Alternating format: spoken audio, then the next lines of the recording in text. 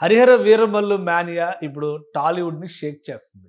ఇంకా చెప్పాలంటే pan India మూవీగా తన సత్తా చాటేందుకు రెడీ అవుతుంది. అయితే ప్రీ రిలీజ్ ఫంక్షన్‌లో జరిగినటువంటి చర్చ, దానికంటే ముందర cinema hero, AP deputy CM Pawan Kalyan నిర్వహించినటువంటి ప్రెస్ మీట్ అన్ని చోట్ల హైలైట్ అయింది. ఈ సినిమా పూర్వ డైరెక్టర్ క్రిష్. సినిమాని ప్రారంభించేటువంటి క్రమంలో క్రిష్ పాత్ర, ఆయన తీసుకున్నటువంటి కాన్సెప్ట్ అద్భుతం అని చెబుతూనే ఆయన మధ్యలో ప్రాజెక్ట్ నుంచి దూరం జరిగినప్పటికి కూడా ఆ స్థాయి ఏమాత్రం తగ్గకుండా కంప్లీట్ చేసినట్టుగా ప్రొడ్యూసర్ ఏఎం రత్నం కూడా చెప్తున్నారు. అసలు ఈ ప్రాజెక్ట్‌కి క్రిష్ ఎందుకు దూరం అయ్యారు?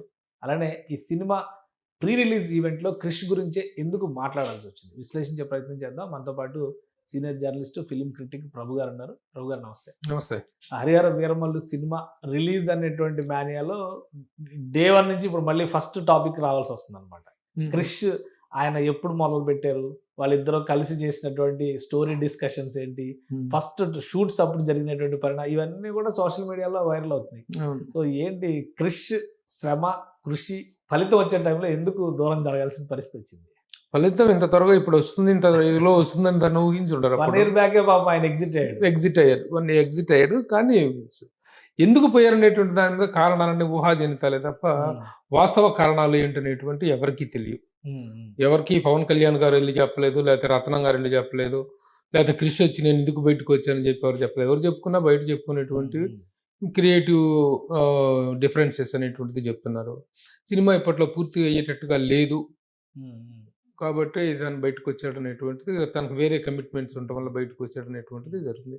ఏదేమైనా at the end of the day కథ సుఖాంతం.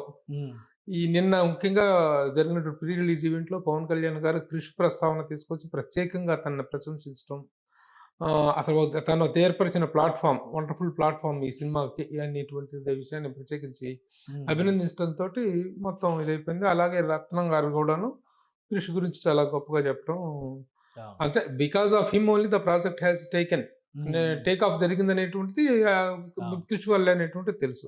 సరే మధ్యలో ఏం జరిగింది, ఎంత డిలే అయిపోయింది, ఏ కారణాలు సినిమా అనుకున్న తర్వాత క్రిష్ పాత్ర ఏంటి? ఎందుకంటే ఇప్పుడు చాలా వర్కింగ్ స్టిల్స్ బయటకు వస్తున్నాయి.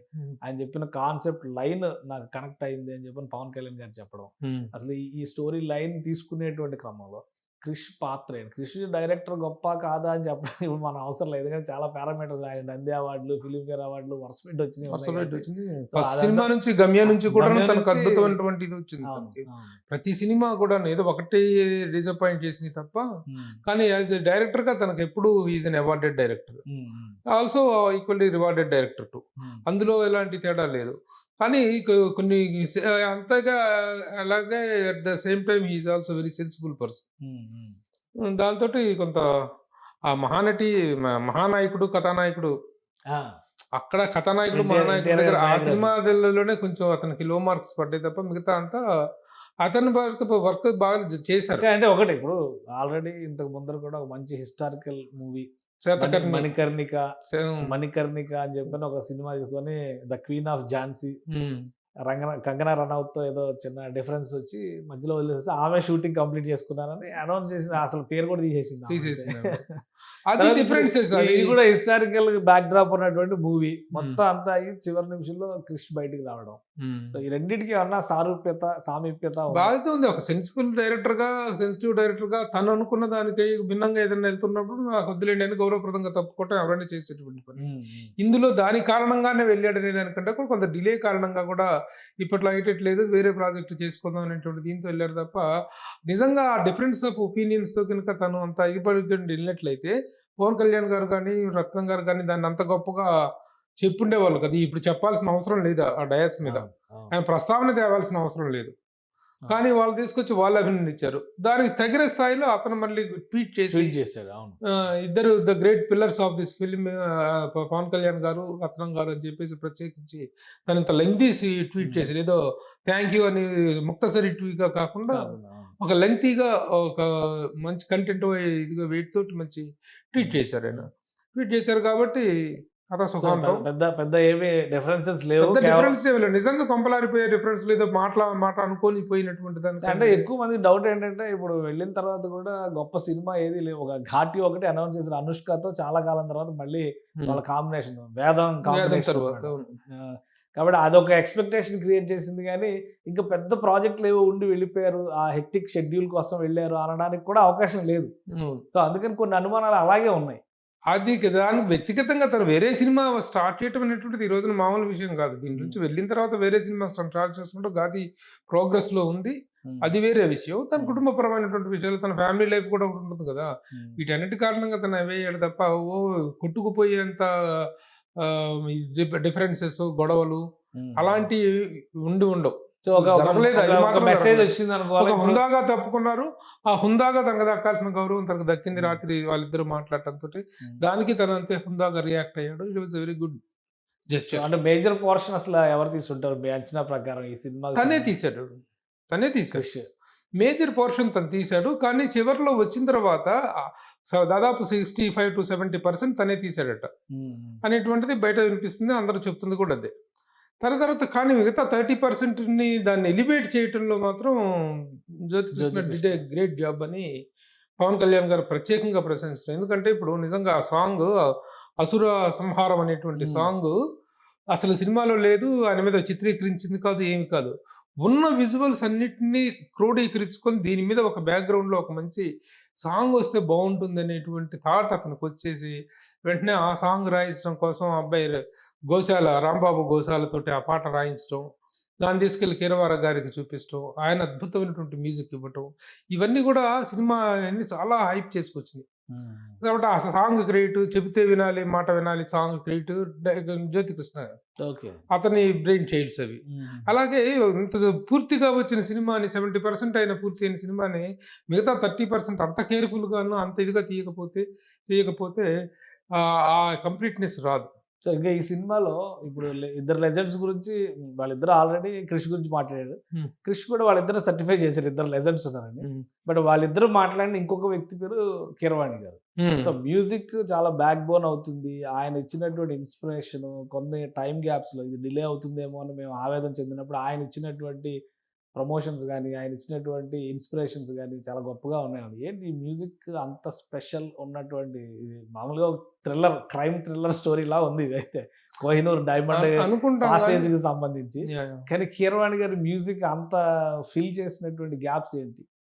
సినిమా అనేటువంటిది ఒక్కసారి విత్ మ్యూజిక్ చూస్తే ఒక సినిమాకి మ్యూజిక్ అనేటువంటిది ముఖ్యంగా బ్యాక్‌గ్రౌండ్ స్కోర్ అనేటువంటిది ఎంత ముఖ్యమో అది కాంటెక్స్చువల్‌గా సందర్భోచితంగా సీన్ టు సీన్ ఎలివేట్ చేసుకుంటూ వెళ్ళాల్సిన అవసరం ఏంటో దీంట్లో ఉన్నటువంటి ఎమోషనల్ కంటెంట్ ఆ ఒక్క సాంగ్‌లోనే మనకు ఉదాహరణ కనిపిస్తుంది. హ్మ్. ఇక మిగతా అన్నిట్లో కూడాను ఆయన ప్రాణం పెట్టి చేశారనేటువంటిది నిజం. Okay. Keeravani garu. Musical importance cinema visual and musical importance అనేటువంటి very, very important. Without okay. Music we can't imagine the visual. Visual కాకుండా ఓన్లీ మ్యూజిక్ కాదు. It hmm. Is a perfect going of the both. Okay. కాబట్టి ఆ point of వ్యూలో కీరవాణి గారు తనకు పర్సనల్‌గా ఉన్న సో, పలానా గారు ఇప్పుడు అన్ని అరిష్టాలు దాటుకొని దాటుకొని మొత్తం అంతా కూడా పటాపంచలు చేసుకొని హ్మ్. థియేటర్‌లకు వస్తానికి రెడీ అయిపోయింది. ప్రీ రిలీజ్ ఈవెంట్ కూడా అయిపోయింది. కానీ చాలా రోజులుగా ఒక నెలన్నర రోజులుగా సోషల్ మీడియాలో జరుగుతున్నటువంటి భారీ ప్రచారం ఏంటంటే, ఏఎం రత్నం గారు లాసుల్లో ఉన్నారు. హ్మ్. బయ్యర్లు రావడం లేదు.